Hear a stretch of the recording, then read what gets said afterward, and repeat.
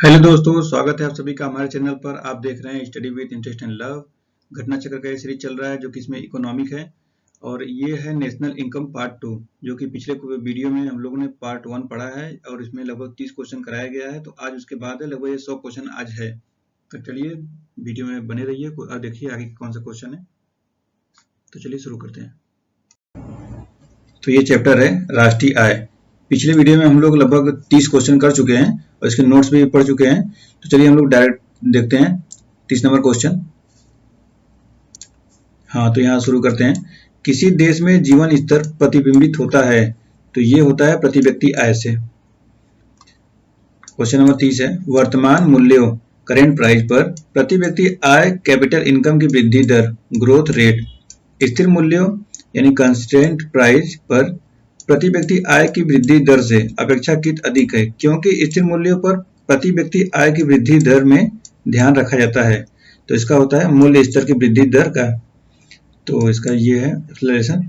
वर्तमान मूल्यों पर प्रति व्यक्ति आय में से मूल्य स्तर की वृद्धि दर को घटाने पर स्थिर मूल्यों पर प्रति व्यक्ति आय प्राप्त होती है। स्पष्ट है कि वर्तमान मूल्यों पर प्रति व्यक्ति आय की वृद्धि दर का मूल्य स्थिर कीमतों पर प्रति व्यक्ति आय की वृद्धि दर के मूल्य की अपेक्षा अधिक होगा तथा यह अंतर मुद्रास्फीति की दर के मूल्य के बराबर होगा। नेक्स्ट क्वेश्चन देखते हैं। 1867-68 में भारत में प्रति व्यक्ति आय 20 रुपए थी। यह सर्वप्रथम अभिनिश्चित किया तो किसने किया था? तो दादा भाई नौरोजी ने किया था। सबसे पहले उन्होंने किया था। देखिए 3 बार पूछा गया है क्वेश्चन। ये 1867-68 में हुआ था। 1949 में भारत सरकार द्वारा नियुक्त राष्ट्रीय आय समिति का अध्यक्ष निम्नलिखित में से कौन था? 1949 में तो ये थे आपके पीसी महालनोबिस। किस अर्थशास्त्री ने भारत में सबसे पहले वैज्ञानिक दृष्टि से राष्ट्रीय आय की गणना की थी? तो ये थे बीके आरवी राव। स्वतंत्रता से पूर्व राष्ट्रीय आय के अनुमान का प्रथम प्रयास दादा भाई नौरोजी ने 1868 में किया था, जबकि प्रथम वैज्ञानिक अनुमान बीके आर राव ने भी किया था। 34 नंबर क्वेश्चन देखते हैं। बीते हुए 90 के दशक में सकल राष्ट्रीय उत्पाद की अधिकतम वृद्धि दर किस वर्ष में थी?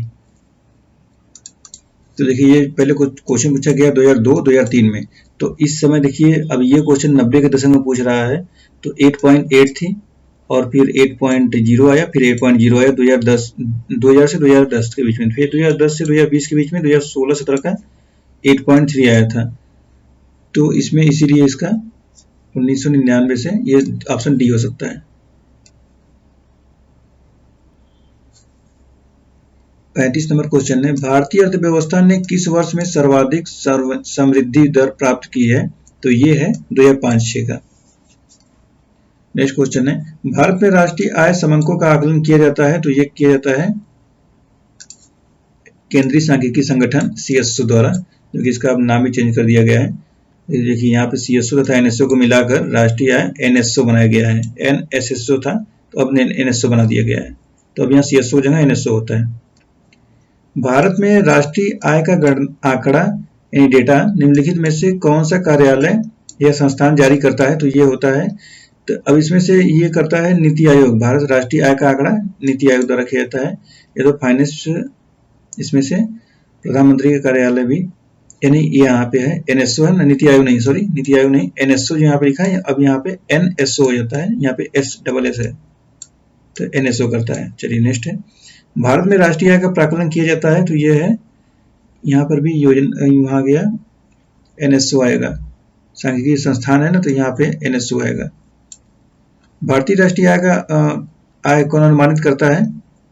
तो एनएसओ, केंद्रीय सांख्यिकी संगठन। वही सेम है क्वेश्चन। भारत में पूंजी आंकड़े एकत्रित करने का काम कौन करता है? तो भारतीय रिजर्व बैंक और केंद्रीय सांख्यिकी संगठन। राष्ट्रीय आय लेखांकन के आधार में, राष्ट्रीय आय लेखांकन में आधार वर्ष का अर्थ है। तो इसमें होता है ऑप्शन सी, जिस वर्ष की कीमतों का उपयोग वास्तविक जीडीपी की गणना के लिए किया जाता है। नेक्स्ट क्वेश्चन है, केंद्रीय सांख्यिकी संगठन द्वारा फरवरी 1999 में जारी की गई नई जीडीपी श्रृंखला निम्नलिखित में से किस एक वर्ष की आधार कीमत संदर्भ है? तो ये है 1993-94।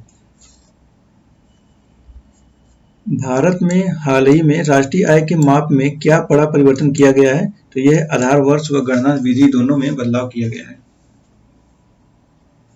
नई जीडीपी आंकड़ों में आधार वर्ष 2004-05 के स्थान पर बदलकर क्या कर दिया गया है? तो यह 2011-12। इस समय 2015 से भारत की राष्ट्रीय आय के अनुमान हेतु निम्नलिखित में से कौन सा वर्ष आधार वर्ष के रूप में प्रयुक्त किया गया है? तो यह है 2011-12 का। भारत में स्थिर मूल्यों पर सकल घरेलू उत्पाद जीडीपी के प्राकलन के लिए वर्तमान में आधार वर्ष है, तो यह है 1999 से 2000, मतलब 2000 आधार वर्ष माना गया जीडीपी का। भारत में ये क्वेश्चन के 2009 के हिसाब से, लेकिन अब तो 2011 का किया जाता है प्रयोग। भारत में राष्ट्रीय आय के मापने का निम्नलिखित में से कौन सा आधार है? तो ये है 2004 लिया, लेकिन इसमें 2011-12 का होता है, जिससे यहाँ पर लिखा गया है। तो इस क्वेश्चन के आधार पर है 2004-05 का। नेक्स्ट क्वेश्चन देखते हैं।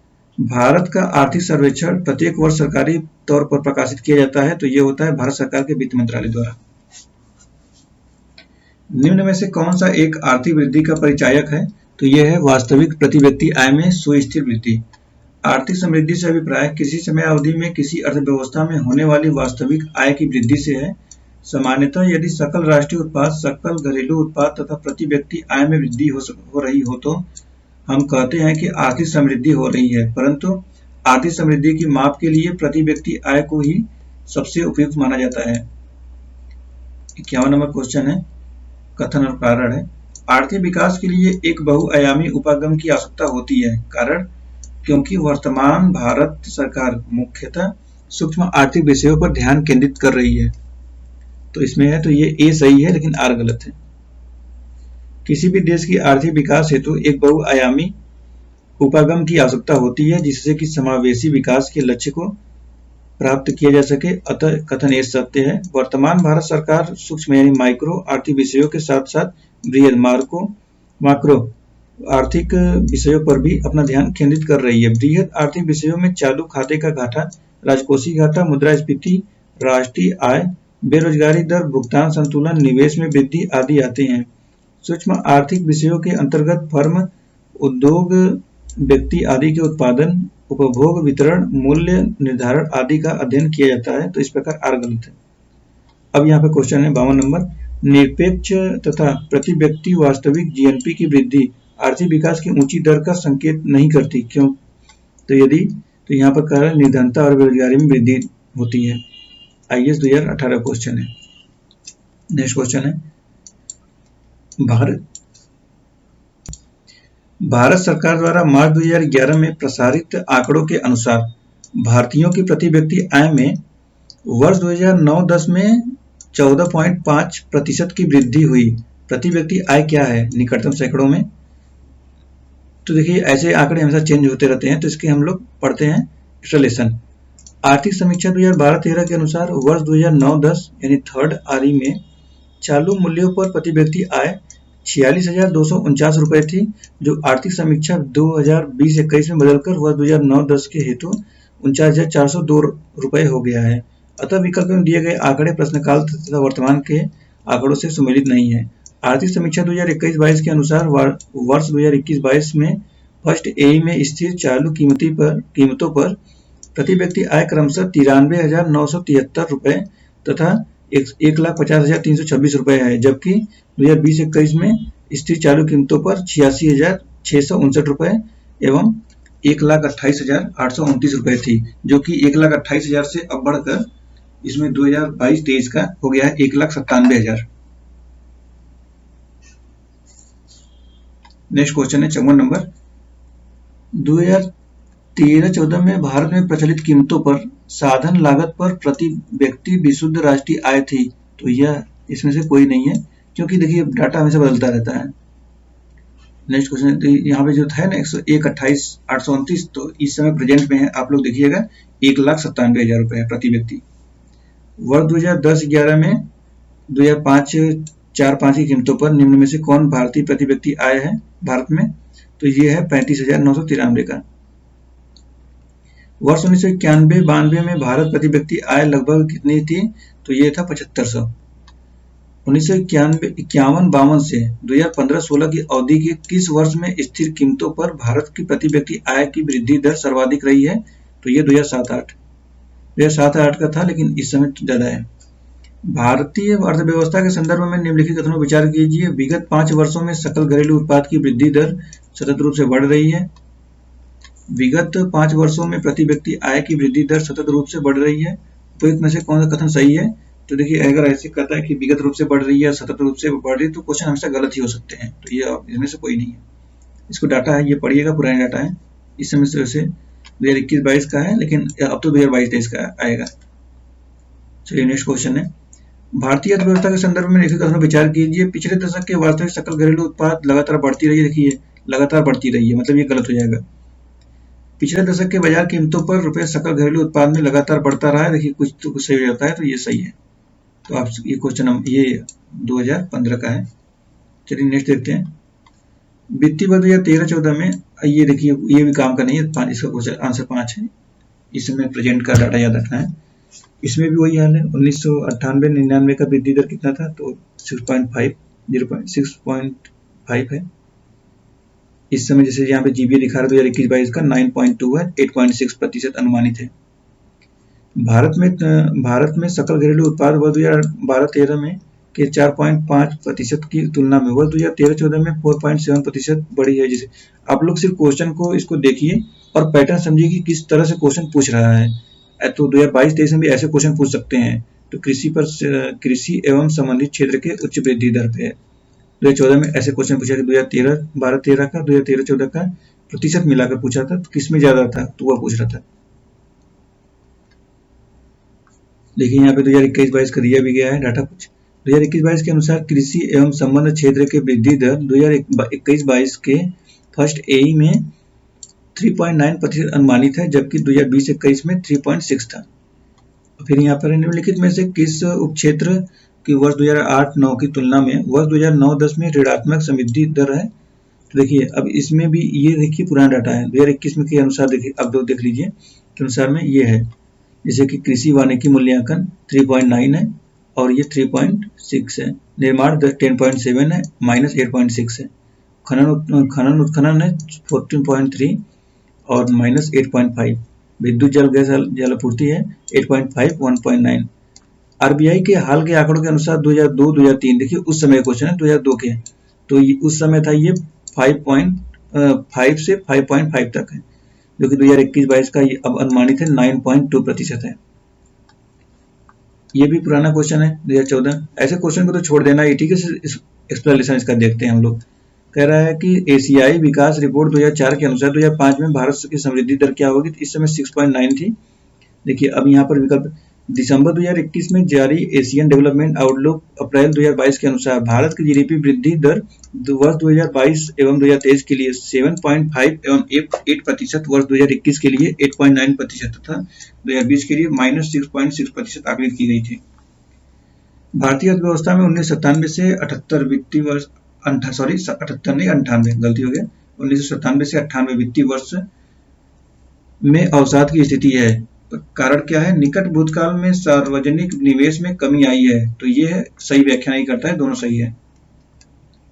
सेम वही फिर क्वेश्चन है, कथन और कारण बताना है।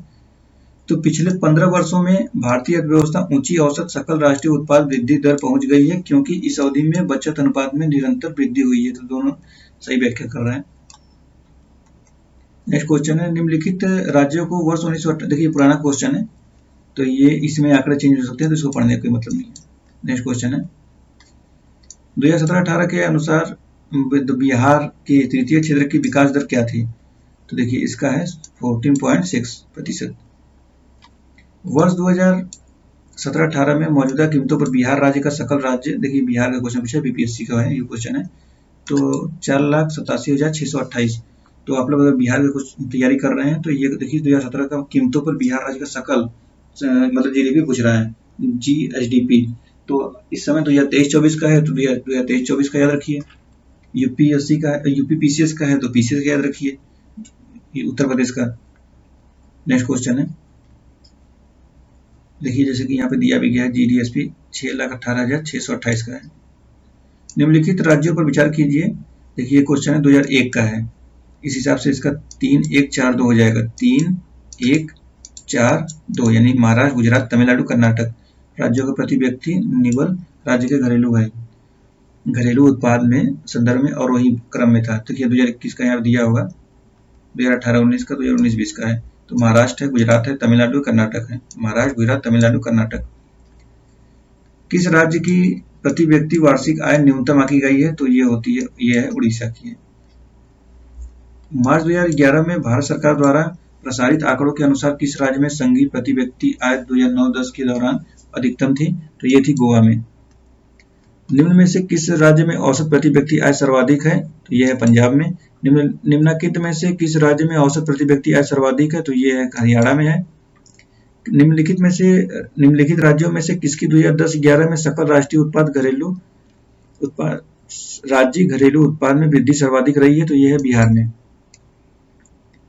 देखिए यूपी के लोअर क्वेश्चन पूछा हुआ है प्री में, बिहार का क्वेश्चन। कथन और कारण है, भारत में पिछले 10 वर्षों में आर्थिक विकास लगभग स्थिर रहा है क्योंकि खाद्यान्न का उत्पादन भी पिछले कई वर्षों से बढ़ा है। तो देखिए ये क्वेश्चन 2001 का है, लेकिन इसमें कथन और कारण बताया गया है। तो कथन सही है लेकिन व्याख्या सही नहीं करता इसमें। फिर इसमें कथन और कारण है। तो देखिए यद्यपि 1947 के बाद की अवधि में भारत की राष्ट्रीय आय कई गुना बढ़ गई, परंतु प्रति व्यक्ति आय स्तर में कोई सुधार नहीं हुआ। देखिए ये सब तो गलत है। भारत की जनता का काफी बड़ा भाग अब भी गरीबी की रेखा से नीचे है, तो ये सही है। तो देखिए डी हो जाएगा।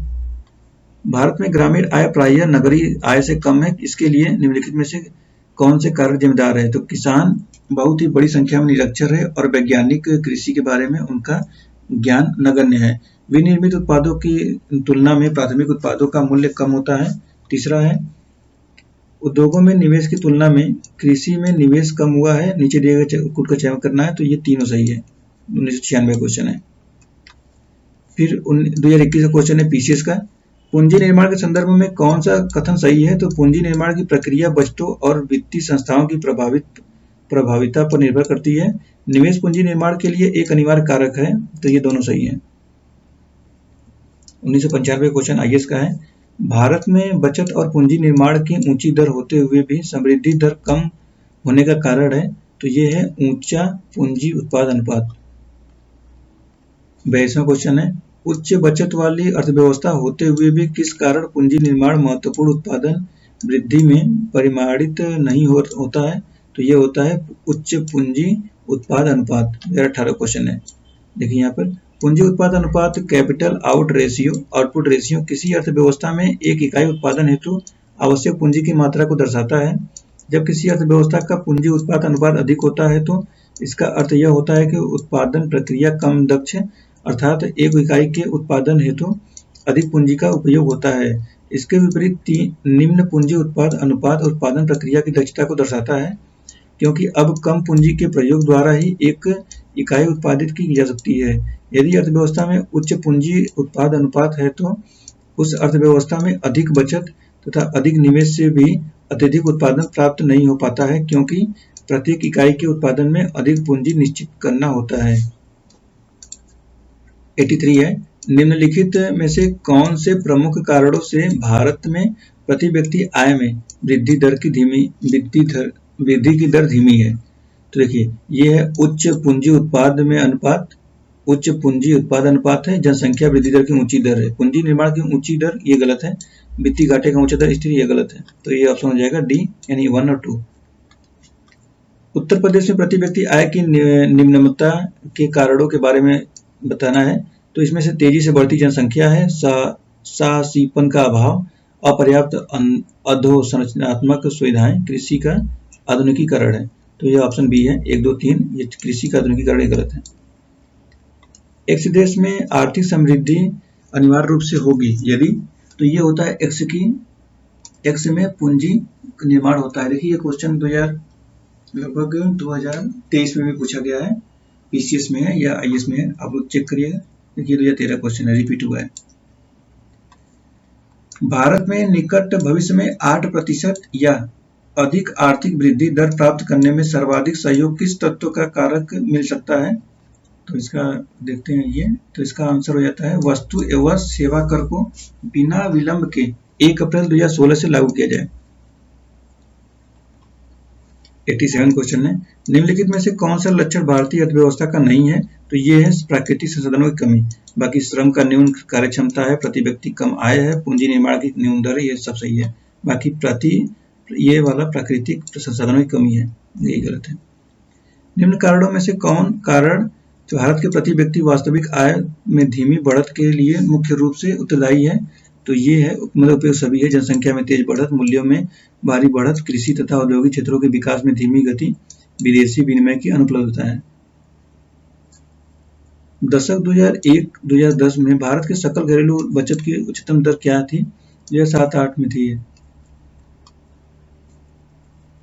भारतीय अर्थव्यवस्था के लिए घरेलू बचत सकल औसत दर वर्तमान में किस परास आकलित की गई है? तो यह है 20 से 25%।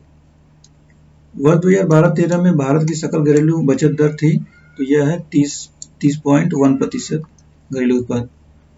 92 है, 96 क्वेश्चन टोटल है, देखिए बस 92 पे आ गए हैं। वर्तमान 2006 में 7 में भारत में बचत अनुपात थी, तो जीडीपी 20 से 25% के बीच, जीडीपी 25 से 30% के बीच। ऑप्शन सी है जीडीपी 30 से 32% या 32 के ऊपर, तो ऑप्शन डी है 32 के ऊपर है।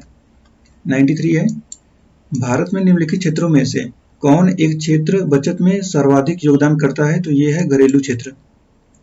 94 है, भारत में बचत में भागीदारी के संदर्भ में पिछले 4 वर्षों के आधार पर निम्नलिखित में से कौन सा एक कथन सही है? तो ये है कॉर्पोरेट क्षेत्र की बचत में भागीदारी बढ़ी। 95 है, निम्नलिखित में से किस एक का भारत में घरेलू बचतों में सर्वाधिक हिस्सा है? तो यह है भौतिक परिसंपत्तियों का। तो प्रश्नकाल तथा वर्ष में 2018-19 में भारत में घरेलू बचतों में सर्वाधिक हिस्सा भौतिक परिसंपत्तियों का ही है। आरबीआई द्वारा जारी handbook of statistics on the Indian economy 2020-21 के अनुसार वर्ष 2019-20 में घरेलू बचतों में हिस्सेदारों का क्रम निम्न है: भौतिक परिसंपत्ति, फिर वित्तीय बचतें, कम वित्तीय देनदारियां, स्वर्ण एवं रजत के आभूषण। तो 96 क्वेश्चन है और ये लास्ट है। भारत में निम्नलिखित 4 प्रमुख क्षेत्रों से बचत का उदय होता है। पहला है गृहस्थ, दूसरा है निजी निगम क्षेत्र, तीसरा है सार्वजनिक निगम एवं अन्य लोक उपक्रम, चौथा है सरकार। नीचे दिए गए कूट का उपयोग करते हुए उपयुक्त क्षेत्रों के योगदान का सही और वही क्रम बताना है। तो देखिए ये सब लाइन से ही है, 1 2 3 4, ऑप्शन सी। प्रश्नकाल के आर्थिक समीक्षा 2021-22 के अनुसार वर्ष 2019-20 में भारत में सकल घरेलू बचत में प्रश्नकाल क्षेत्रों के योगदान के अवरोही क्रम गृहस्थ क्षेत्र, निजी निगम क्षेत्र तथा सार्वजनिक निगम, लोक उपक्रम एवं सरकारी क्षेत्र है। चलिए नेक्स्ट क्वेश्चन हम लोग देखेंगे, सतत आर्थिक विकास, सस्टेनेबल डेवलपमेंट। तो चलिए अब हम नेक्स्ट वीडियो मिलेंगे। तो और भी जो वीडियो आप लोगों ने नहीं देखा है तो वीडियो देखिए। चलिए फिर नेक्स्ट वीडियो में, तब तक के लिए धन्यवाद।